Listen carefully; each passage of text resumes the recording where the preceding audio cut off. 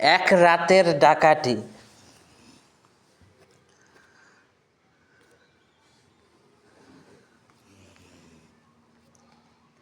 শুরু হচ্ছে গল্প এক রাতের ডাকাতি।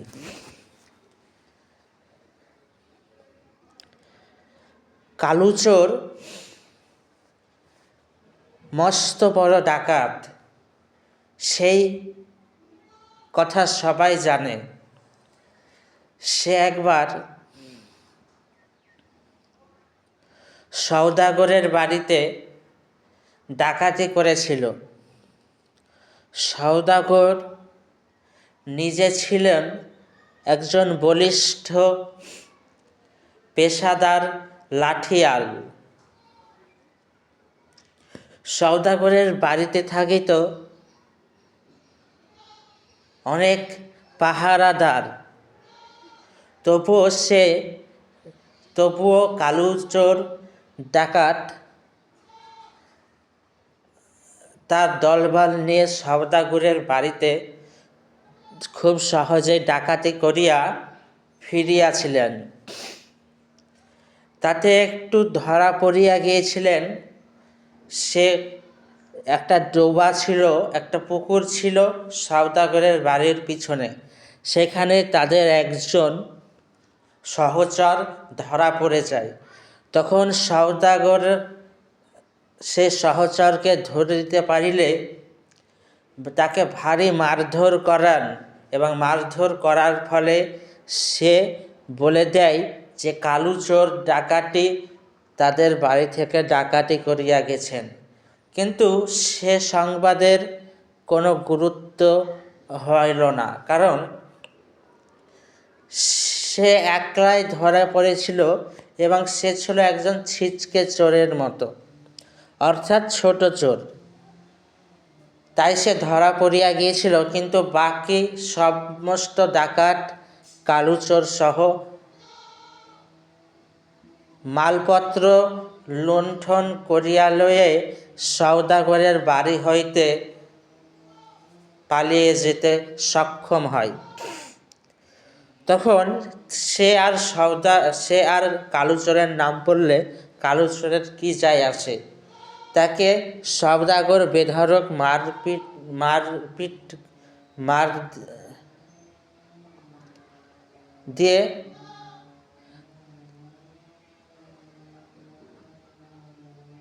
বেধড়ক মারেন, এবং কিন্তু তাহার কোনো খোঁজ খবর পাওয়া যায়নি সে কোথাকার ছিল। শুরু হচ্ছে গল্প এক রাতের ডাকাতি।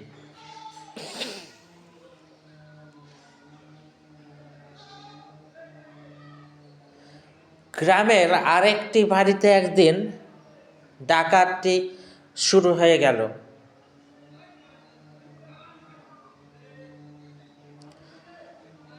বাড়ির কর্তা বলেছেন,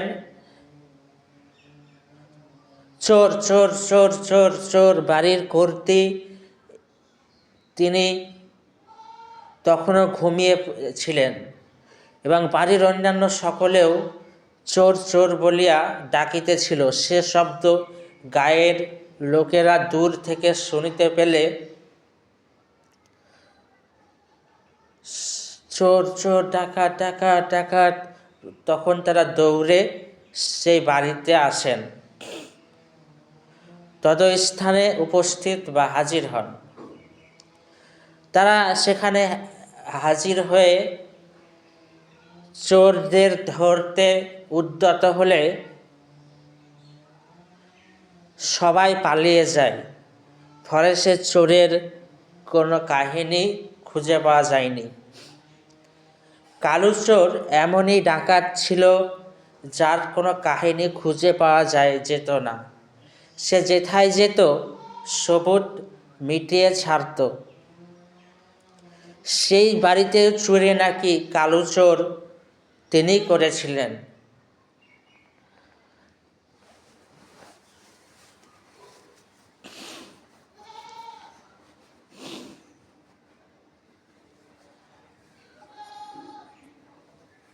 তাদের কালুচোর ডাকাতের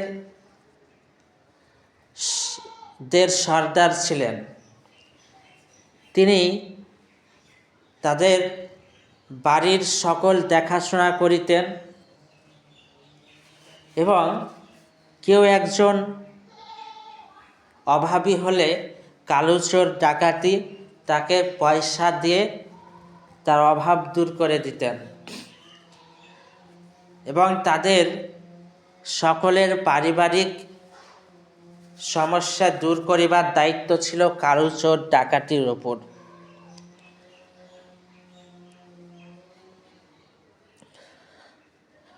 ডাকাত দলের একজন ধরা পড়িলেই ভয় ছিল, কারণ কালুচোরের মস্ত বড়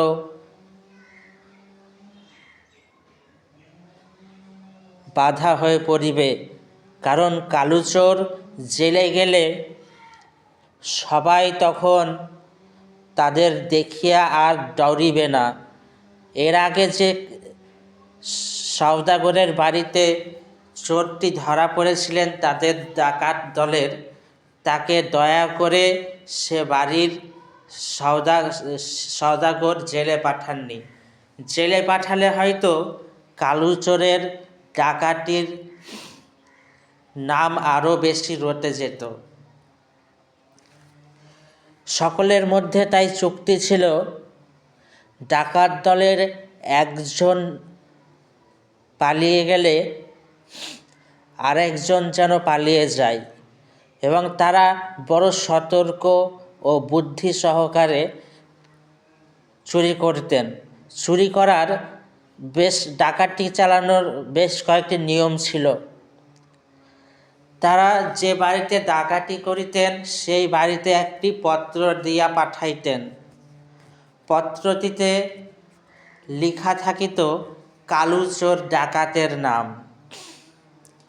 কালুচোর ডাকাতের নাম দিয়ে চুরির কাহিনী লেখা থাকত। কালুচোর ডাকাত কে তা আজ পর্যন্ত কেউ দেখেনি, শুধু তার নাম শুনেছে কালুচোর ডাকাত।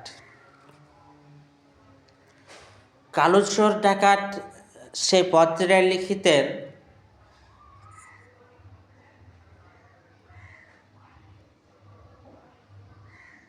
যে তিনি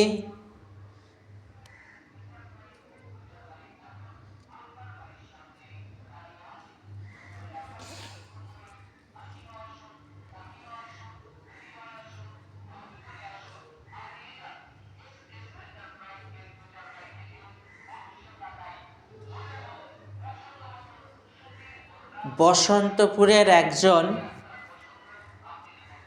কারিগর। যদি তাকে কারো পছন্দ হয় তাহলে সে তাকে ডাকিতে পারে। তিনি সকল দেবদেবীর ভাস্কর্য বা মূর্তি তৈরি করতে গড়তে অত্যন্ত পারদর্শী।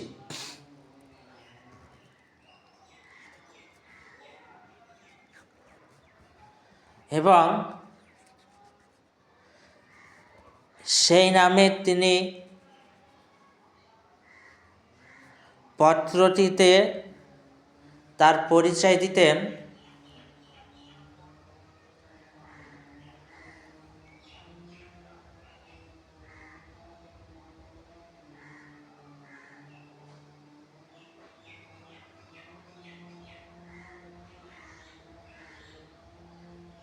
কালুচোর ডাকাত।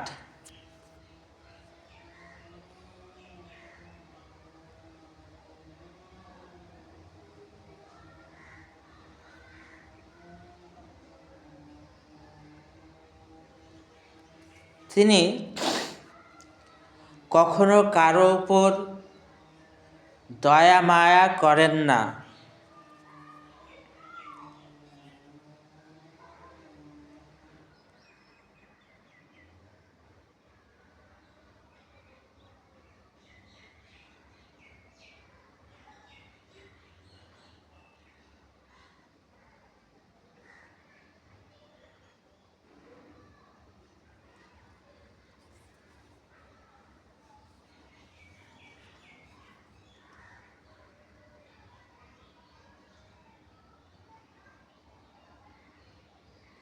তখন সেই বাড়িতে যে পত্রটি পাঠিয়েছিলেন তাতে কালুচোর ডাকাতির নাম লেখা ছিল না, তাতে লেখা ছিল কালুচোর একজন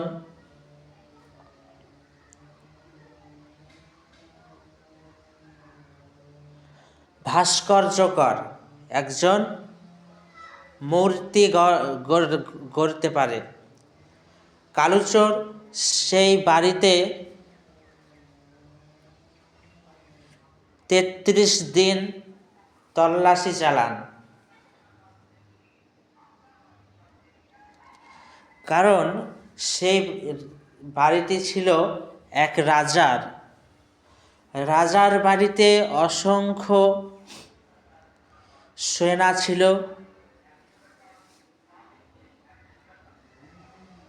এবং অসংখ্য প্রহরী ছিল যারা রাজবাড়ির দেখাশোনা করিতেন।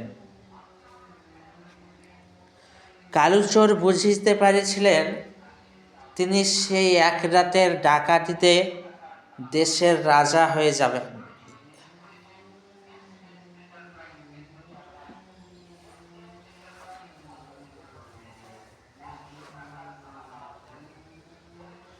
তখন রাজার রাজবাড়ি ছিল চন্দননগরে।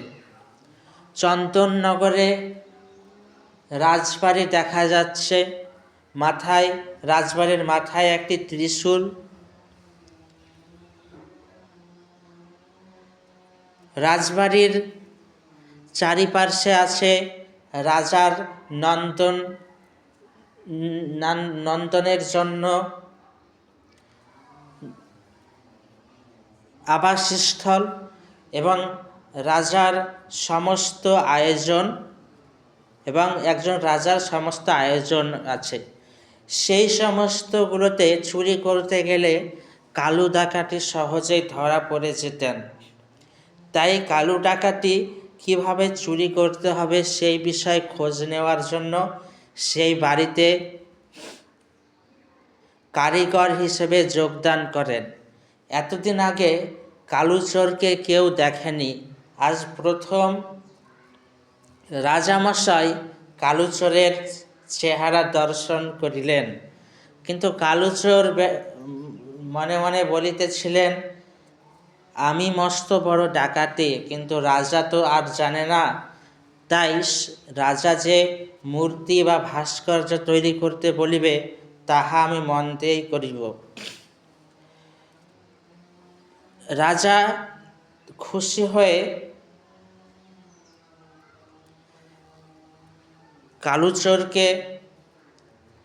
কালুচোর ডাকাতি এবং তার দলবলকে ভাস্কর্য গড়িবার কাজটি দান করেন ও তাদের উপর ভরসা করেন। কালুচোর ডাকাতি রাজার যে দেবতার পুজো করিতেন তাহার ভাস্কর্যটি তৈরি করিতেছিলেন এবং এতে তিনি রাজার গুপ্ত খবরগুলো সবগুলো যাতে সংগ্রহ করিতে পারেন সেই জন্য বেশ কয়েকদিন ধরিয়া রাজদরবারে কাজ করিতে আসেন এবং রাজা কালুচোর ডাকাতকে দিয়ে একটি ভাস্কর্য গড়িয়ে নিয়েছিলেন। সেটি ছিল রাজার ভাস্কর্য।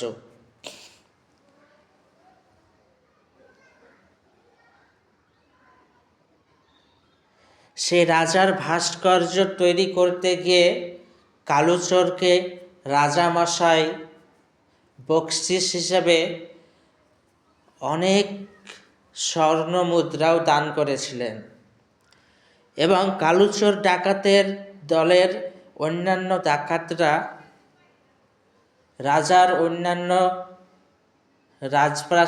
রাজপ্রাসাদের অন্যান্য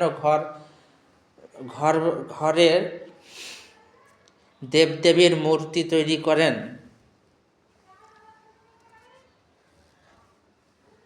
রাজামশাই জানেন না তাহার মস্ত বড় শত্রু তাহার ঘরের মধ্যে ঢুকে বসে আছে।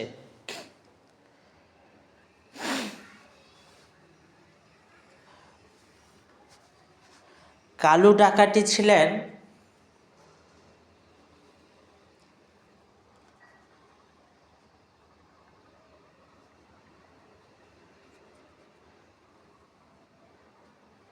সেই ডাকাত দলের প্রধান কর্তা, প্রধান চরিত্র, প্রধান পরিচালক। ডাকাত দলকে কাজ শেষের দিন রাজা বড় ভোজের আয়োজন করিয়া তাদের সন্তুষ্ট করিয়া বাড়ি ফিরিয়ে দেন। তাহাতে কালুচোর বিন্দুমাত্র প্রমাণ রাখেননি যে তাদের দলবলে কেউ একজন ডাকাত ছিলেন। বেশ ভালোভাবেই সকল মূর্তি গড়া হয়ে গেল, কারণ কালুচোর বড় দক্ষ ডাকাত ছিলেন। তিনি এতদিন যাবৎ ডাকাতি করে এসেছেন, কেউ তার চিহ্নটুকু পায়নি এবং কেউ তার চেহারাও দেখেনি।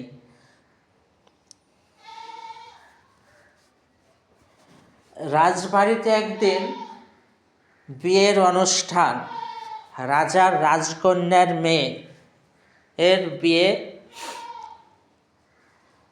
আয়োজন করা হইয়াছে। তাহাতে কালুচোর ডাকাতকে রাজা আমন্ত্রণ জানান। তখন কালুচোর ডাকাত দীর্ঘক্ষণ ধরে আসছে না দেখে রাজা সন্দেহ করেন। হঠাৎ রাজবাড়িতে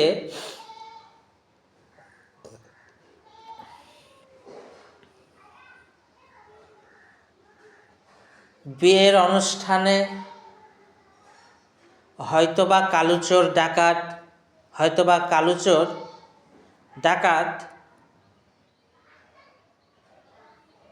হয়তোবা তিনি ব্যস্ততার মধ্যে আসতে পারেননি বলিয়া রাজা সেই কথা ভুলিয়া যান। রাজার বাড়িতে মহা সরগমের সঙ্গে বিয়ের আয়োজন হচ্ছে।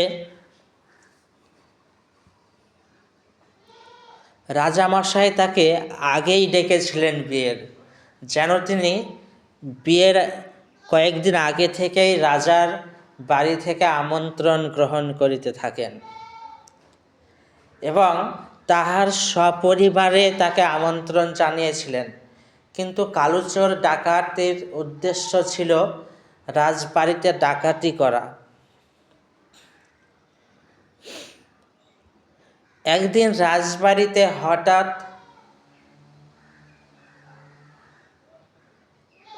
শোরগোল মেচে গেল।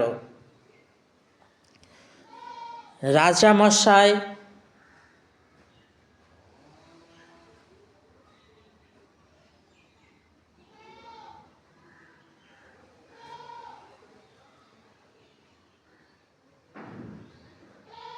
যে কালুচোরের উপর ভরসা করেছিলেন, সেই কালুচোরেই রাজবাড়িতে তল্লাশি করিয়া ডাকাতি করেন। সেই শোরগোল শুনে সব সেনারা